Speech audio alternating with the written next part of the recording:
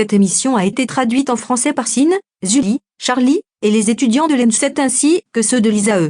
Un grand merci à eux. Venez retrouver d'autres émissions et participer aux prochaines traductions sur x.platformeasytools.free.fr/wiki. Merci aussi aux gens d'Intracherche qui soutiennent ce projet en offrant de leur temps pour la traduction des émissions. Intracherche, c'est le moteur de recherche pratique et intuitif pour l'intranet des entreprises. Retrouvez-les sur intracherche.online.fr. Merci les gars. C'est l'heure de sécurité maintenant, avec Steve Gibson. On a plein de nouvelles sur la sécurité, notamment sur le mardi des mises à jour. Allez, c'est parti, pour l'épisode 434, enregistré le 11 décembre 2013. Salut Steve. Salut Léa. Effectivement, comme tu l'as dit, on vient de passer un mardi de mise à jour de Microsoft et Adobe. On a une nouvelle version de Firefox. Les retombées de l'affaire Snowden font peser de nouveaux soupçons sur la NSA qui filerait les utilisateurs de Google grâce aux propres cookies de Google. On va en parler. Un important réseau d'ordinateurs zombies a été découvert avec 2 millions de mots de passe, ce qui nous donne la chance de voir quels sont les mots de passe les plus utilisés. FreeBSD, qui est la version d'Unix que j'utilise, vient de décider de ne plus faire confiance aux générateurs matériels de nombres aléatoires, qu'on trouve depuis peu sur des puces. La cause en serait la NSA. Enfin, une autorité française de certification a été prise en train de publier un certificat intermédiaire corrompu. Donc je pense qu'on va avoir une super balado aujourd'hui. Ça c'est sûr. Alors on commence par quoi ? Eh bien, on vient juste de passer le 2e mardi du mois. C'est drôle parce qu'après avoir annoncé qu'on allait déplacer l'émission au mardi, j'ai reçu une tonne de tweets.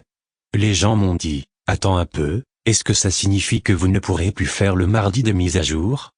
Parce qu'on profite du fait d'être juste un jour après le mardi de mise à jour. Mais Microsoft envoie ces informations dans une liste de diffusion à laquelle je suis abonné. Donc ça devrait rester bon, voire on sera encore plus d'actualité.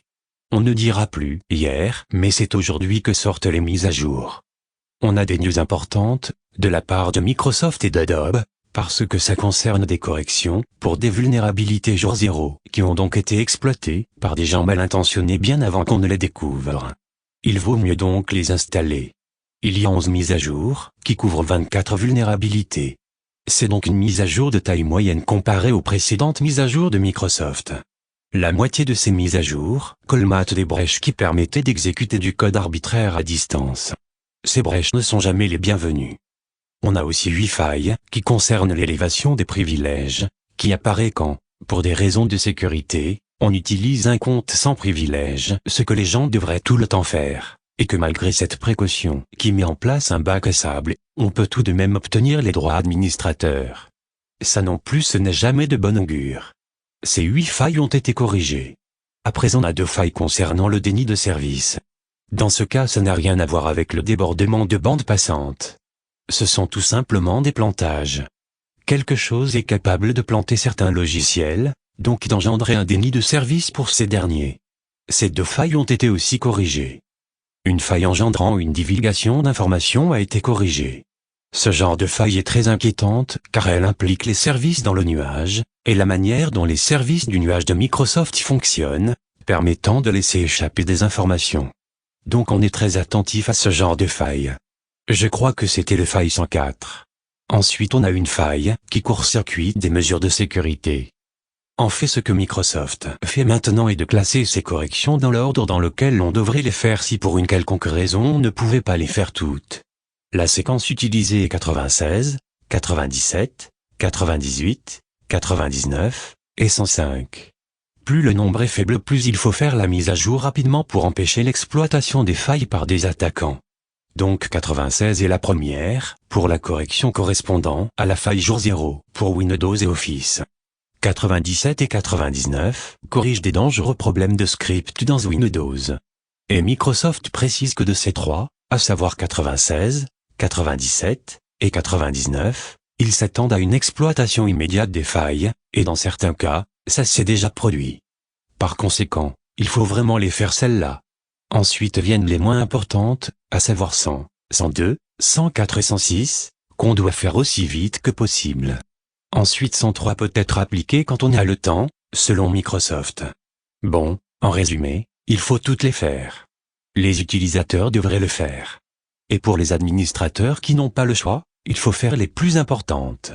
Exactement. Adobe a mis à jour Flash et Shockwave, ce qui a corrigé 2 failles de sécurité, dont celle qui se balade dans la nature en ce moment, et qui est activement utilisée dans les fichiers Flash Shockwave. Et ce WF, contenu dans des fichiers Word envoyés par courriel. Et le curieux qui ouvre le fichier Word se font exploiter immédiatement. Ça passe par une macro? Comment font-ils cela? C'est juste une pièce jointe. Je présume que c'est l'acte d'ouvrir le fichier doc qui lance l'exécution du code malveillant. Waouh! C'est une vraie question. Ça pourrait très bien être une macro qui dirait « Allez lance ce code ». Donc le doc qui dirait de lancer la pièce jointe, et la pièce jointe de répondre « Oh merci, je vais prendre le contrôle de ton ordi ». La raison pour laquelle je pose la question est que Word ne lance plus les macros automatiquement. Il va demander la confirmation à l'utilisateur. Je me demande comment ils font ça. Ouais, ils contournent probablement cette restriction. Ouais, ils contournent ça. Tu sais, c'est comme la distribution aléatoire de l'espace d'adressage. Les logiciels malveillants s'en fichent qu'il y ait ça, et contournent cette barrière. Nous avons un nouveau Firefox. C'est arrivé il y a quelques jours. Je l'ai annoncé à mes followers Twitter. Ce n'est pas très important. Ce qui est vraiment bien, c'est la V26, donc quiconque la veut, qui est comme moi du genre à laisser Firefox tourner en permanence, va dans Z puis à propos de Firefox, et voit immédiatement le téléchargement de la mise à jour se lancer. Et après vous devez relancer Firefox. Ce qui ne pose pas de problème, puisqu'il garde vos onglets et vous avez la dernière et meilleure version. Maintenant dans la version 26, ça fait une grosse différence. Du coup, s'il y a du Java dans une page web, il ne va pas se lancer tout seul. Ce qui est exactement ce que l'on voulait. Il apparaîtra désactivé, et vous devrez explicitement cliquer dessus pour le lancer. C'est un compromis raisonnable. Nous savons qu'il y a des sites qui dépendent du Java et qui ne peuvent pas marcher sans. Mais l'utilisation du Java sans intervention de l'utilisateur est, comme nous l'avons souvent répété, une grave faille de sécurité. Maintenant nous n'avons plus qu'à cliquer dessus, donc ça semble raisonnable. Ils ont aussi mis à jour leur gestionnaire de mots de passe afin de supporter les champs de mots passe générés par script, ce qui n'était pas possible avant. Ils ont fait quelques modifications pour la version Windows afin de ne plus obliger l'utilisateur d'avoir un compte admin avec les droits d'accès en écriture sur le répertoire d'installation de Firefox. Donc maintenant, les utilisateurs non administrateurs peuvent aussi tenir à jour facilement leur Firefox. Ils ont de plus ajouté le codec H264, ce qui est bien sur le nouveau codec standard pour Linux, qui ne l'avait pas dans Firefox auparavant. Et puis il y a un paquet d'améliorations des développeurs et de corrections de divers bugs. Donc c'est bien de l'avoir, et c'est facile. Redémarrer juste Firefox après être allé dans Z puis à propos. De nouvelles révélations inquiétantes de Snowden. Et je tire mon chapeau à la stratégie, car c'est phénoménal de voir la quantité d'informations récupérées par Edward avant qu'il ne parte, et que nous continuions encore à recevoir de nouvelles révélations sur ce qu'il a récupéré. Et c'est tellement plus efficace que s'il avait tout lâché en disant « voilà », car nous aurions été dépassés. On aurait été choqués pendant une semaine, puis ça serait passé dans l'oubli. Donc c'est la bonne méthode qu'il applique. Ces présentations internes aux agences ont été fournies par Edward Snowden. Elles montrent que la technique utilisée par les firmes qui pistent les consommateurs sur Internet pour leur adresser les bonnes publicités peut aussi être utilisée par le gouvernement. Le gouvernement profite donc du pistage que d'autres font déjà. Je veux que vous pistiez tout. Vraiment tout. Donc il voit les navigateurs des internautes envoyer des cookies à chaque requête faite par le navigateur. Et ils se disent, bon, pourquoi ne pourrait-on pas les pister? En fait ils le peuvent. S'ils s'installent quelque part, surveillant des échanges de données conséquents et qu'ils obtiennent des informations non cryptées, c'est-à-dire des requêtes HTTP standard sans SSL, alors toutes ces requêtes contiennent des cookies, où qu'elles aillent. Je veux dire que je suis sûr que tu es consciente, Léa, de l'importance de l'impact de Google Analytics sur les sites web. Il est omniprésent, puisque qu'un nombre impressionnant de sites l'utilisent. Cela veut dire que des scripts Google sont exécutés partout sur Internet, et ces scripts envoient des requêtes à Google, qui renvoient les cookies Google Analytics à Google. Et n'importe quel internaute surveillant le trafic non crypté peut tout à fait pister les utilisateurs, aussi facilement que Google. Ils obtiennent toutes les informations que Google, et les potentiels publicitaires, reçoivent. Pourquoi ne le ferait-il pas? Ça ne fait aucun doute que c'est ce que quelqu'un ferait pour agréger le tout. Cela fait de la NSA une super organisation de surveillance de cookies, car lorsque les connexions ne sont pas chiffrées, c'est une surveillance interorganisationnelle, ce qui malheureusement arrive très souvent. Nous aurons une question plus tard de la part de quelqu'un qui a installé Calomel et qui a été un peu choqué par le nombre de sites ne comportant pas de système de chiffrement. Il pensait que tout le monde en utilisait. Mais ce n'est pas le cas pour de nombreux sites. Encore une fois, nous pouvons supposer que la NSA va faire tout ce qui est imaginable. Et le fait est qu'il y a beaucoup de trafic non chiffré, où le chiffrement n'est utilisé que pour la négociation de mots de passe. Et le problème est, comme nous l'avons vu lors de notre émission sur Fireship, que lorsque l'on utilise une connexion sécurisée que pour s'authentifier, la navigation sur le site qui en résulte n'est pas en SSL, ce qui veut dire que la session est maintenue par un cookie qui va et vient au serveur en clair. Et ce que montre Fireship est à quel point il est facile d'obtenir ces cookies sur n'importe quel Wi-Fi ouvert. N'importe qui sur le Wi-Fi est sur un hub d'un réseau partagé. Et vous pouvez y voir les cookies de tout le monde, c'est-à-dire leurs sessions authentifiées. Et donc il est trivial d'envoyer des requêtes au même serveur en leur donnant ce cookie. Et vous êtes donc aussi authentifié avec le même login que la personne à qui vous avez volé le cookie. Cela est très envahissant. Nous avons besoin d'utiliser des connexions HTTPS tout le temps et partout. Et certains sites importants, comme nous le verrons plus tard dans ce podcast, ne le font toujours pas. Au fait, Snowden était l'un des 10 nominés pour le titre de personnalité de l'année du Time Magazine. Mais c'est le pape qui a été nommé. Il y avait pas mal de concurrence.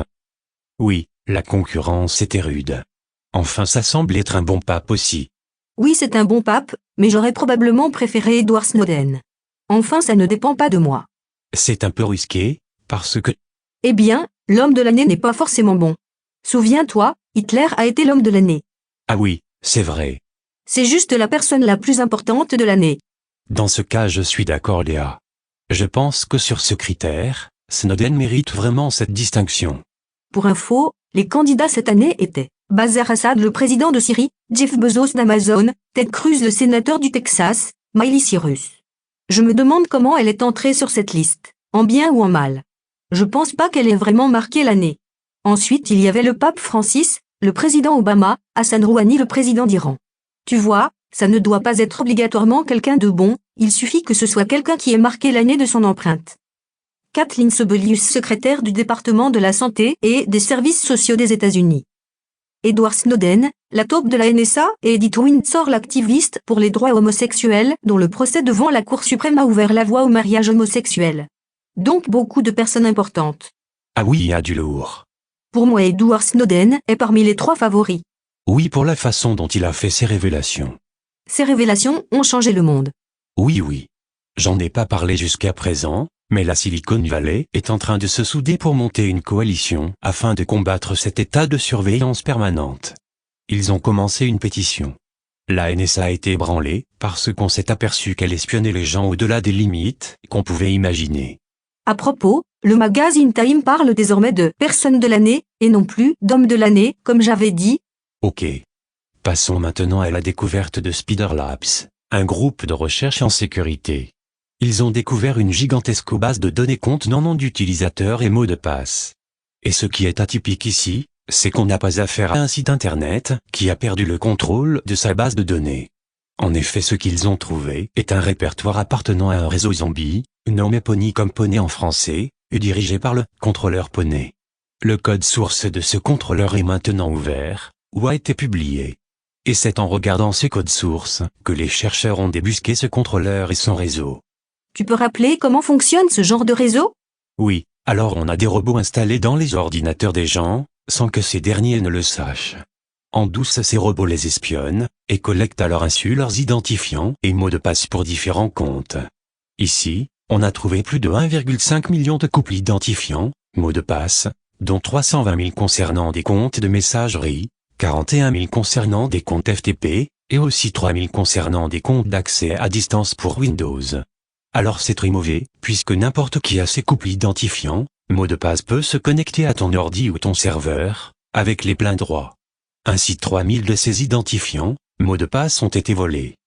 Bon, on a environ 2 millions de mots de passe, Et ce qui intéresse toujours les chercheurs, c'est de faire des statistiques sur ces mots de passe. Et là, pas de surprise. Le mot de passe 1-2-3-4-5-6 reste le plus prisé, utilisé dans près de 16 000 cas.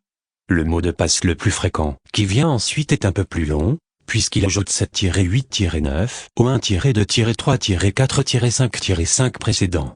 Après, en troisième place, on a celui des fainéants, qui ne sont allés que jusqu'à 1-2-3-4. Ils se sont dit, pourquoi s'embêter avec 5-6? C'est tellement déjà évident. Puis, en quatrième place, arrive le mot « password », signifiant mot de passe en anglais. Ensuite, à la quatrième place, on a 1-2-3-4-5, puis 1-3-4-5-6-7-8, sans aller jusqu'à 9, mais en allant un peu plus loin que 6, etc. etc. En outre, plus de 1200 sites acceptent le chiffre 1 comme mot de passe. Attends. Un seul chiffre? Oui monsieur, un seul. Juste un? Un seul, le chiffre 1, accepté comme mot de passe. Ça doit être pour la messagerie, des serveurs de messagerie débiles. En tout cas, la liste est intéressante, et j'ai participé à une émission à la télé là-dessus, sur KTLA TV. Oui, j'en ai entendu parler. C'était jeudi dernier, si je me souviens bien. Rick Romero est leur monsieur consommation. Il m'a fait participer car il aime bien ma métaphore d'aiguille dans une botte de foin, l'aiguille étant le mot de passe, et la botte de foin l'ensemble des combinaisons possibles.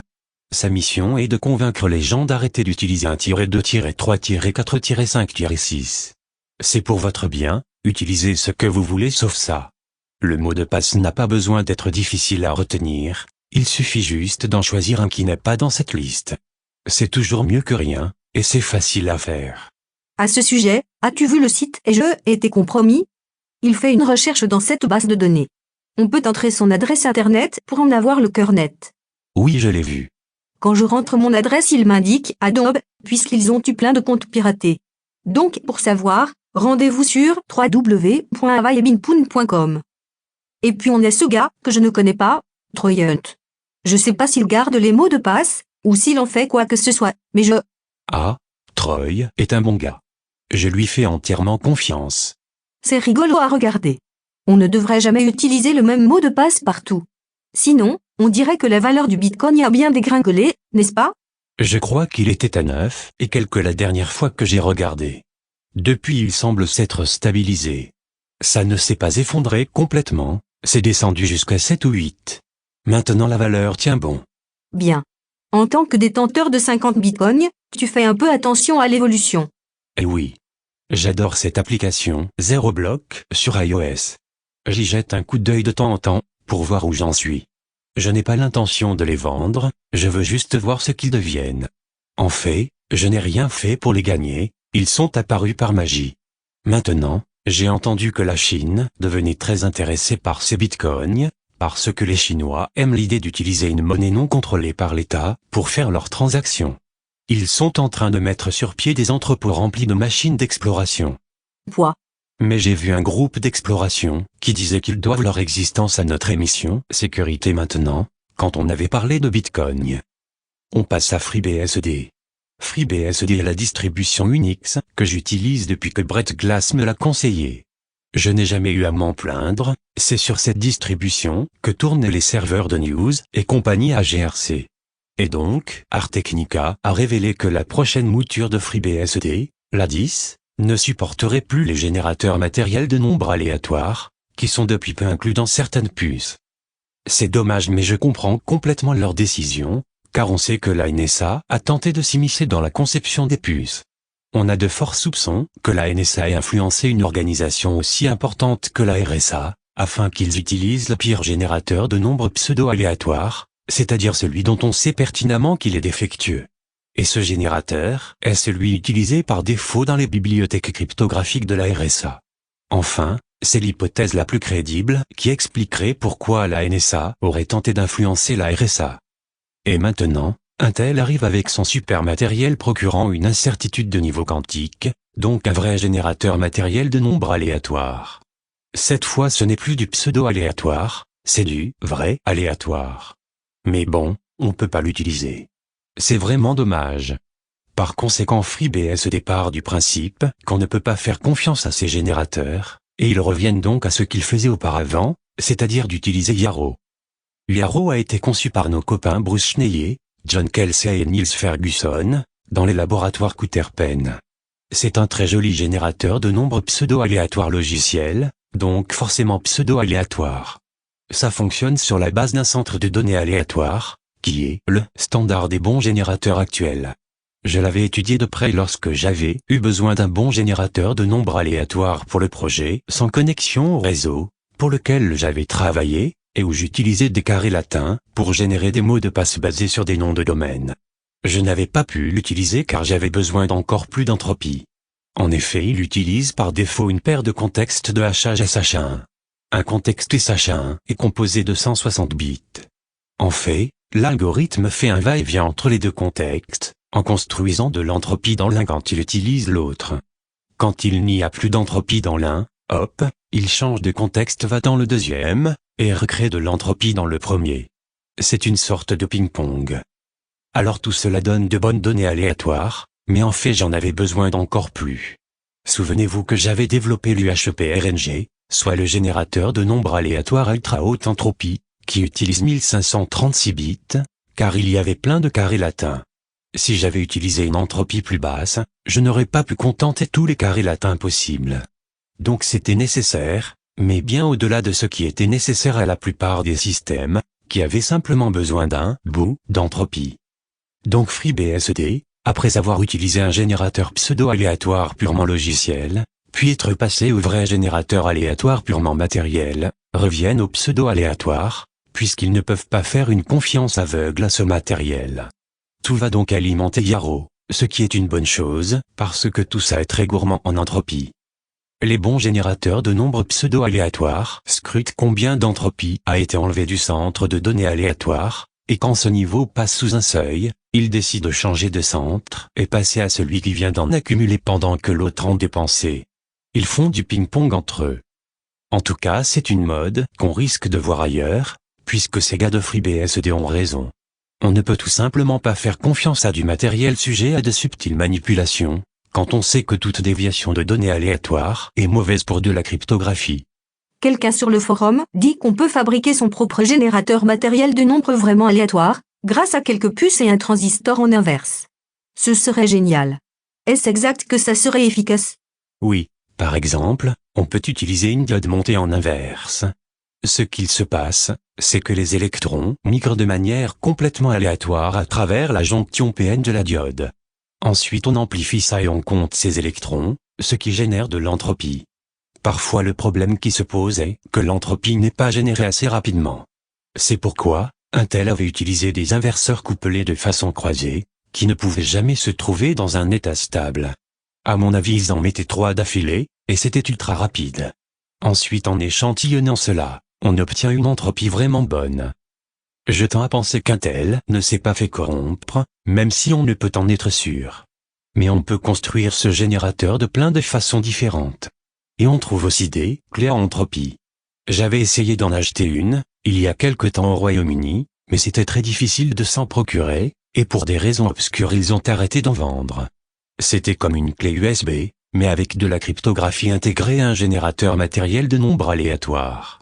Est-ce que c'est comme les vrais générateurs aléatoires? Oui exactement. De vrais nombres aléatoires, créés de façon matérielle. Donc je peux la brancher, lancer une commande et elle me crache un nombre aléatoire. Il y a sûrement un programme qui tourne, non? Oui. Ça ressemble à une clé USB. Oui. Si on va sur ubico.com, on peut trouver ça sous l'acronyme HMS ou quelque chose dans le genre. Il y a plein de Ubico. Il y en a un où on appuie sur un bouton et il se passe quelque chose, ça c'est le Ubico normal, puis il y en a un équipé en NFC, alias la communication en champ proche. Il est pas mal celui-là, on a juste qu'à approcher la clé de l'appareil. Ouais, c'est cool. Et Google a annoncé qu'ils avaient leur projet U2F, d'authentification universelle à 2 facteurs. Quelques semaines auparavant, Google et Ubico ont officiellement fait équipe. Google l'utilise chez eux maintenant, avec la clé Ubico équipée du NFC, pour s'authentifier avec 2 facteurs. Bien sûr il reste encore le nom d'utilisateur et le mot de passe, car ce n'est pas SQRL qui, lui, les remplace. Je regarde tous leurs différents produits. J'avais pas réalisé qu'il proposait une clé Ubico pour la STPAS. C'est une caractéristique sympathique. Oui, ils ont des produits sympas, c'est vraiment bien qu'ils existent. Et puis ils créent des relations avec plein de personnes différentes, ce qui est vraiment très sympa. Oui. Maintenant que Stina Eransvar, la présidente de Ubico, est dans la Silicon Valley, elle a accès à du monde. Ouais, et la NSA ne peut pas les pirater, ce qui est une bonne nouvelle. Je ferais vraiment confiance à ces clés. Eh bien, si on fabrique son propre générateur avec une diode en inverse, alors on sait que c'est bon, à moins que la NSA aille jusqu'au fabricant de diodes. Je ne pense pas qu'ils aillent jusque-là. Non, ils n'iront pas jusque-là. Ils ne sont pas descendus jusqu'au niveau physique. Heureusement que Dieu ne travaille pas à la NSA. Fabriquer son propre générateur serait une idée terrible. Je suis sûr que si tu cherches sur Google « Fabriquer mon propre générateur matériel de nombres aléatoires », tu vas trouver plein de choses. Probablement qu'il suffit d'utiliser une jonction en inverse. Parfois une diode à effet tunnel est utilisée. Ensuite on passe ça dans un Arduino, et ça génère du bruit. Il faut faire un peu de post-traitement, pour rendre le bruit blanc et l'équilibrer. Ensuite on lance une routine, pour vérifier la qualité de l'aléatoire produit, et dès que la qualité n'est plus là, le système s'arrête. Donc on peut très bien le faire, et je suis sûr que des personnes l'ont déjà fait. Et Ubico appelle cela UBHSM, pour module de sécurité matérielle. Oui, on le branche sur un serveur, et comme c'est en lecture seule, on ne peut que lui poser des questions. Donc ça crée une frontière sécurisée, qui permet de garder ses secrets, que même une compromission du serveur ne peut révéler. On peut donc y stocker ses secrets en toute quiétude. Faudra quand même débourser $500. Ok, sans transition, on passe en Europe. Le gouvernement français a fait parler de lui. La nouvelle est tombée samedi 7 décembre 2013, soit 4 jours après les faits. Le blog de Google sur la sécurité a dit, tard dans la nuit du 3 décembre, nous avons pris conscience de l'existence de certificats numériques non autorisés, pour plusieurs domaines appartenant à Google. Fin de citation. Souviens-toi Léa, qu'une caractéristique très sympathique de Chrome, est de savoir quels certificats sont authentiques. Dès l'instant où tu visites un site, qui prétend avoir un certificat de Google, et donc prétend être digne de confiance, Chrome va vérifier ce certificat. S'il n'est pas authentique, c'est-à-dire, si Google ne l'a jamais produit, Chrome va illico avertir le QG et lever des drapeaux. C'est donc un retour très intéressant, que Google obtient grâce à Chrome.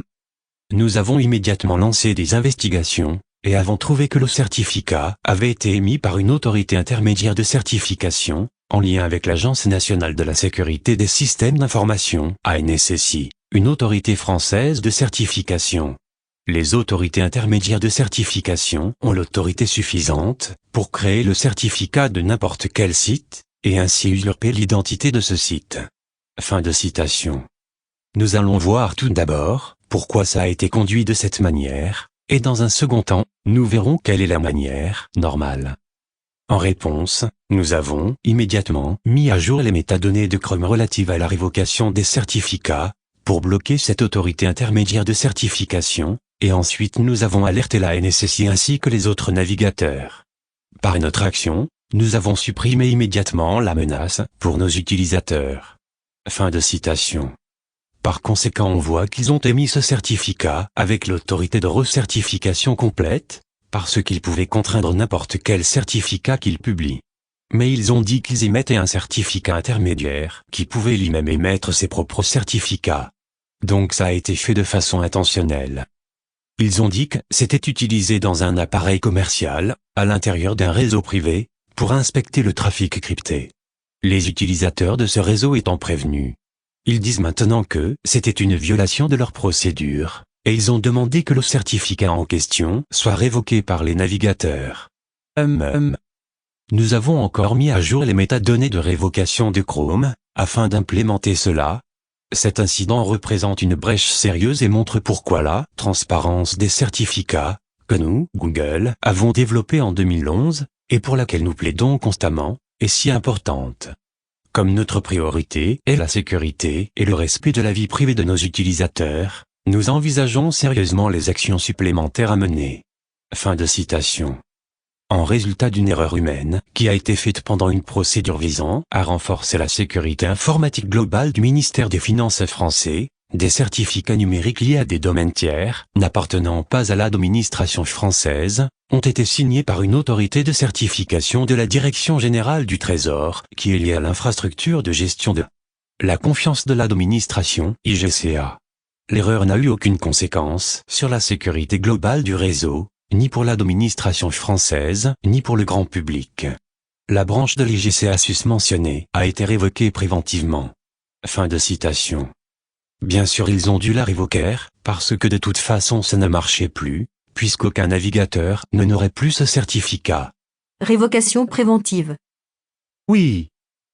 L'article stipule que le renforcement du processus global de l'IGCA est actuellement opéré sous contrôle, afin de s'assurer qu'un tel incident ne se reproduise plus jamais. Fin de citation. Ça n'a pas pu partir d'une erreur humaine. Une erreur humaine, c'est quand ça ne fonctionne pas comme on voudrait. Ici, c'est forcément intentionnellement qu'ils ont commis cela. Ah oui, quand même. Ben oui. Il n'y a que deux façons de faire fonctionner un appareil d'observation du trafic sur le réseau. Soit on installe son propre certificat dans chaque navigateur, qui devra faire confiance à cet appareil, mais c'est lourd, car chaque utilisateur, qui veut utiliser le réseau, devra installer un certificat, pour faire confiance au certificat de l'appareil d'observation. En effet, l'appareil doit frapper et signer des certificats à la volée. Par conséquent, chaque navigateur doit faire confiance au certificat frappé du sceau de l'appareil d'observation. Bon, c'est quand même assez maladroit comme processus. Ne serait-il pas plus joli de frapper des certificats qu'une autorité intermédiaire de confiance aurait émis? Cette autorité serait reconnue comme de confiance, parce qu'une vraie autorité centrale dans laquelle tous les navigateurs auraient confiance, lui ferait confiance.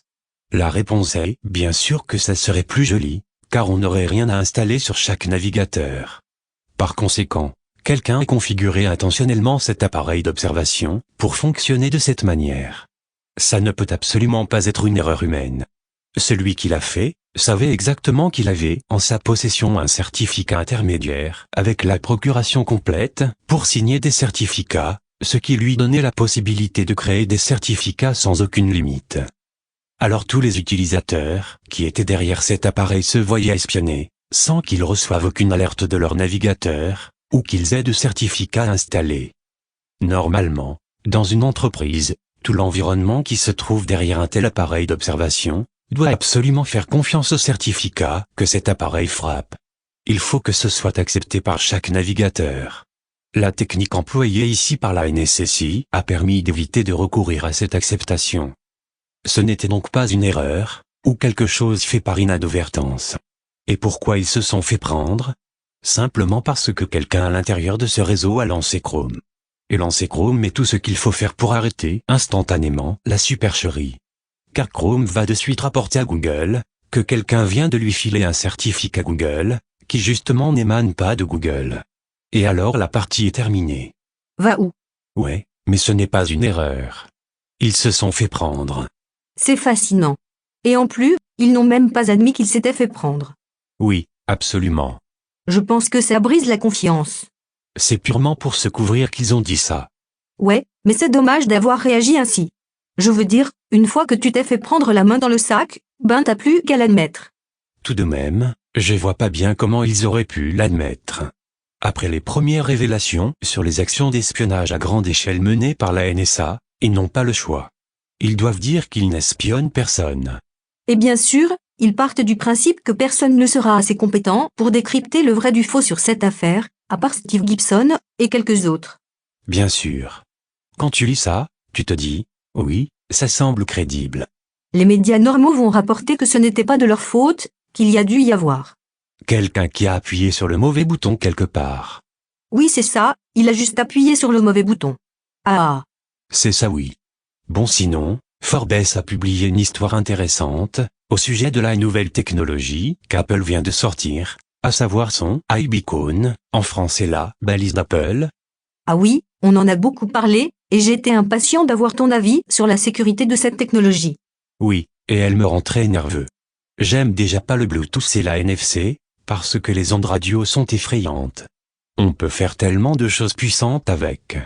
Donc même si la techno est solide, comme avec le Bluetooth, on doit faire très attention. Et elle utilise la technologie Bluetooth LE, qui n'a pas besoin d'appairage. Au niveau de la sécurité, une des caractéristiques du Bluetooth était qu'on devait appairer deux objets de manière explicite. On peut échanger des mots de passe. On a une sorte de sécurité. Mais le Bluetooth LE ne fonctionne pas de cette manière. Si tu as un appareil équipé du Bluetooth LE, alors tu lances l'application et elle voit l'appareil. C'est comme ça que marche l'iBeacon. Oui, exactement. Dans un magasin, tu as des petites balises un peu partout. Quand tu marches vers elles avec ton téléphone, celui-ci est capable de recevoir des informations de leur part. Forbes a aussi noté quelque chose d'intéressant, qui se trouve dans la description de l'interface Objectives du socle d'application iBeacon. En effet, ce socle d'application te permet de balayer l'environnement à la recherche d'accessoires Bluetooth, et de te connecter à ceux que tu trouves. La description précise aussi que tu peux vendre des services depuis ton application, en transformant l'appareil équipé d'iOS en un périphérique pour les autres appareils Bluetooth. Et elle ajoute qu'il est possible de diffuser tes propres informations iBeacon depuis ton appareil iOS. Ce que j'ai trouvé fascinant, c'est qu'Apple ait furtivement inclus cette technologie dans tous les appareils depuis l'iPhone 4S. Je veux dire, ça fait des centaines de millions d'appareils iOS. Maintenant elle doit être activée, puisque c'est une interface de programmation. C'est pas comme si, tout d'un coup, ton iPhone se mettait à dire « Bonjour, bonjour, bonjour ». En outre, ce que Forbes suggérait que la suite de l'iBeacon sera l'iWallet, en français, le portefeuille d'Apple. Et au final, Apple va produire un système électronique de paiement envahissant, basé sur cette technologie. À coup sûr. Tu pourrais aller chez un marchand, et hop, voilà votre café. Merci. À bientôt Steve. Et la transaction est terminée. Souviens-toi du lecteur d'empreintes digitales des iPhone 5S. Apple pourrait s'en servir pour l'authentification à ce service. Ouais. Ça t'inquiète? Je veux dire, quelles sont les implications de cette techno? N'est-ce pas possible de la bloquer si elle est implémentée correctement? Je suppose que oui. Je dirais, tant que l'utilisateur reçoit un message sur l'écran qui ne peut ni être usurpé, ni intercepté, et qu'il le lit attentivement et y répond affirmativement. Tu pourrais juste rentrer ton code PIN. Il faut tout de même que ça reste simple d'utilisation. Oui, les concepteurs veulent quelque chose de simple et pratique. Et surtout, ils ne veulent pas que l'utilisateur ait à faire quoi que ce soit. Il rentre, prend son café, puis ressort. Exact. Actuellement avec nos iPhones, au café Starbucks, on doit présenter au scanner de la caisse le code barre affiché par l'application Starbucks de l'iPhone, et ensuite c'est débité de notre compte. J'apprécie ce niveau d'interaction. Les ondes radio sont un peu plus effrayantes. On a déjà vu des piratages des ondes. On verra bien. Peut-être verra-t-on émerger des problèmes de respect de la vie privée, parce que quelqu'un d'autre peut écouter. J'ai pas regardé les spécifications de près, et à ce qu'ils font vraiment. Mais je suis d'accord avec toi Léa, cette techno va devenir très populaire. Oh que oui. Nous voilà arrivés à la fin de l'émission. Merci de l'avoir suivi. Et puis chers auditeurs et auditrices, si vous avez des questions, ou voulez donner votre avis, rendez-vous sur le wiki de Sécurité Maintenant, choisissez l'émission 434 depuis la page d'accueil, et cliquez sur Discussion en haut à gauche. C'est facile à retenir. Merci Steve, et à la semaine prochaine pour une nouvelle balado de Sécurité Maintenant.